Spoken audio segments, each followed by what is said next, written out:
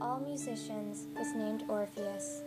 Whatever he sang, the rich, clear words and the silvery notes from his harp were so enchanting that they always had a magical effect on everything around him. His songs could charm even rocks and rivers, as well as humans and animals.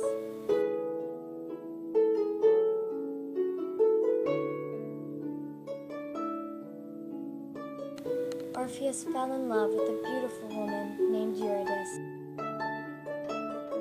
and they were married.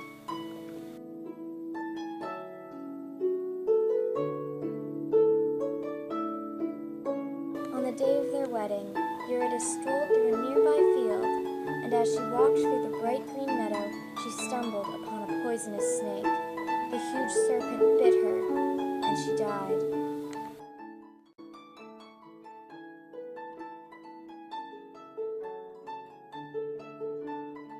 Orpheus was heartbroken over this cruel fate.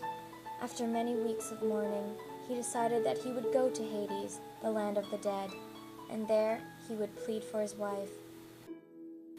Formless ghosts and spirits gathered around him as he sailed through the river Styx, but he was not afraid. Finally, the musician came before Pluto and Persephone, king and queen of the underworld. Here, before the king and queen of Hades, Orpheus sang his sad, sweet song about his lost, beloved wife and pleaded to have his bride back.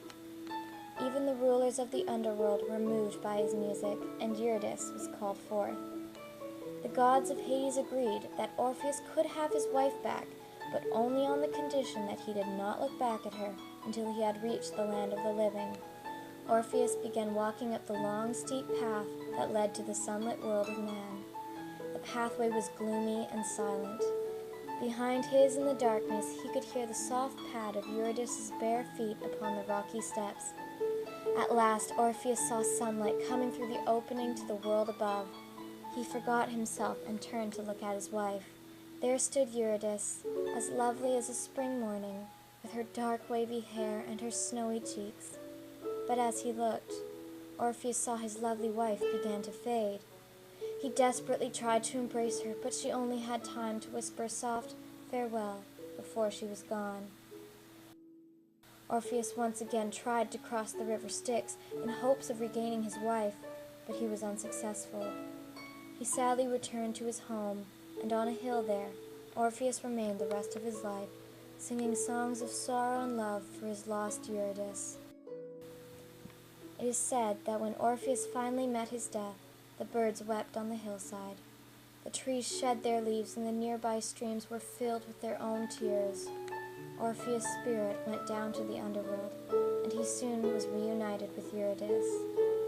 Although it is a shadowy existence, the two lovers walked together for eternity, without fear of another separation.